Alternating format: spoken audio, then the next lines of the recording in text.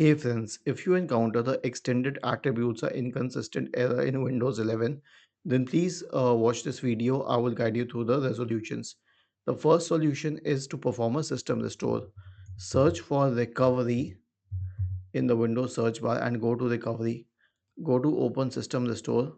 Click on next, choose a good restore point, click on next, click on finish, and finally click on yes to initiate the restore process. The next solution is an SFC scan. Search for command prompt in the Windows search bar and click on Run as Administrator. Type the command SFC space forward slash scan now and hit enter to invoke the SFC scan. And the last solution is a DISM scan. So we have a command for this. All you need to do is search for command prompt in the Windows search bar and click on Run as Administrator, paste it here and hit enter. This will initiate the DISM scan. Was this helpful?